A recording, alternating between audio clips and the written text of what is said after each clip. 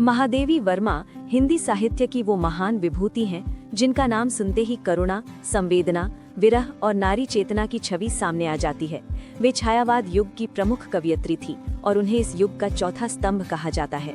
उनकी कविता में भावनाओं की गहराई, भाषा की कोमलता और विचारों की दृढ़ता एक साथ देखने को मिलती है। महादेवी वर्मा ने अपने साहित्य के माध्यम से न केवल व्यक्तिगत पीड़ा को स्वर दिया, बल्कि समाज में नारी की स्थिति पर भी गंभीर विचार प्रस्तुत किए। महादेवी वर्मा का जन्म 26 मार्च 1907 को उत्तर प्रदेश के फर्रुखाबाद जिले में हुआ। उनके पिता गोविंद प्रसाद वर्मा अत्यंत विद्वान, आधुनिक विचारों वाले और बहुभाषी व्यक्ति थे। वे शिक्षा के महत्व को समझते थे और स्त्री शिक्षा के समर्थक थे। उनकी माता हेमरानी देवी धार्मिक, कोमल हृदय और करुणामयी स्वभाव की थी। माता पिता के इन गुणों का गहरा प्रभाव महादेवी वर्मा के व्यक्तित्व पर पड़ा, जिसके कारण वे बचपन से ही संवेदनशील, गंभीर और कला प्रिय बन गई। उनकी प्रारंभिक शिक्षा इंदौर में हुई। बचपन से ही उन्हें कविता लिखने, चित्र बनाने और संगीत में विशेष रुचि थी। वे पढ़ाई में अत्यंत मेधावी थी। आगे चलकर उन्होंने इलाहाबाद विश्वविद्यालय से संस्कृत विषय में एमए की शिक्षा प्राप्त की। छात्र जीवन में ही उनकी कविताएं पत्र पत्रिकाओं में प्रकाशित होने लगी थी, जिससे ये स्पष्ट हो गया था कि वे भविष्य में एक महान साहित्यकार बनेंगी। वे केवल कवयित्री ही नहीं, बल्कि एक कुशल चित्रकार भी थी और कई बार अपनी रचनाओं के साथ स्वयं बनाए चित्रों का प्रयोग करती थी। महादेवी वर्मा का विवाह बहुत कम उम्र में हुआ, किंतु उनका वैवाहिक जीवन सुखद नहीं रहा। सामाजिक बंधनों और पारंपरिक अपेक्षाओं को स्वीकार करने के बजाय उन्होंने स्वतंत्र जीवन जीने का साहसिक निर्णय लिया। उनका ये निर्णय उस समय के समाज के लिए असाधारण था। जीवन में मिले एकाकीपन, दुख और संघर्ष ने उनके भीतर की संवेदनशीलता को और गहरा कर दिया। यही कारण है कि उनकी कविताओं में विरह, पीड़ा और करुणा का स्वर अत्यंत प्रभावशाली रूप में उभर कर सामने आता है।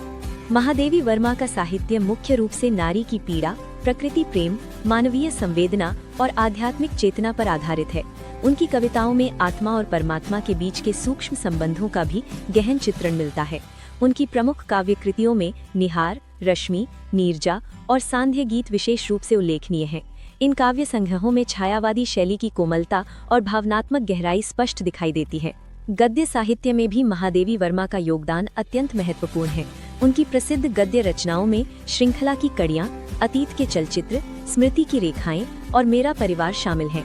इन रचनाओं में उन्होंने अपने जीवन अनुभवों, समाज की वास्तविकताओं और नारी जीवन की समस्याओं को अत्यंत संवेदनशीलता के साथ प्रस्तुत किया।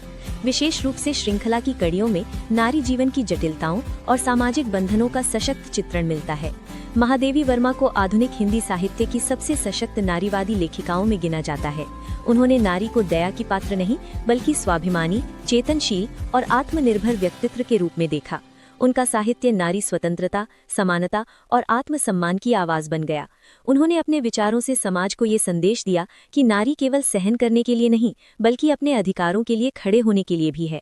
उनके अद्वितीय साहित्यिक योगदान के लिए उन्हें अनेक प्रतिष्ठित सम्मान प्राप्त हुए।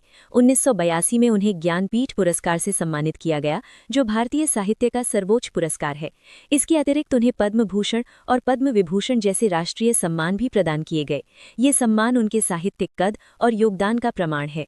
महादेवी वर्मा का निधन 11 सितंबर 1987 को हुआ, लेकिन उनका साहित्य आज भी उतना ही प्रासंगिक और प्रभावशाली है।